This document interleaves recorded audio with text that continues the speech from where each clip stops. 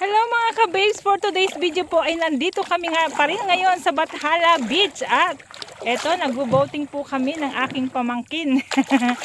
Pupunta kami doon sa gitna ng dagat. You know. Yan po ay si Kalkal, ang pamangking kong pogi. Ayun oh.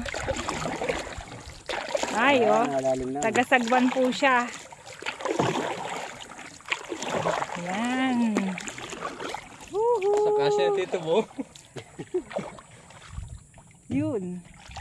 At mayroon pang isa po akong pamangkin dyan, no? Si Engineer John Dale Pizarra. Kasama din namin. Putik pala talaga rito. Yan. Boating, boating! Napakainit po dito sa dagat. Pero enjoy. Hala, utoy. Medyo napakabanayan po ng dagat. Napakapantay, oh. Sobrang pantay.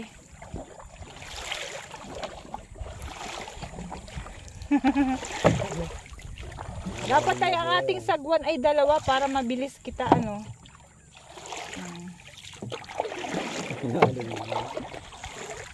Yun, oh. Nasagwan. Malalim na bigit. Oy, malalim na. Nasa gitna na po kami ng dagat, oh. Yes. Boating lang po ang ginawa namin dito. Ayun, ang likod doon kami galing sa dulo, sa gitna. Yan. Yes. Ang ganda po ng view, oh. Ayun. Gitnang dagat. Ito mo. Napakainit. Naraman din kami. Nandini kami, nagbo-boating kami. Yung asawa ko po yung nandoon sa Panlalao. Nangunguha ng suso.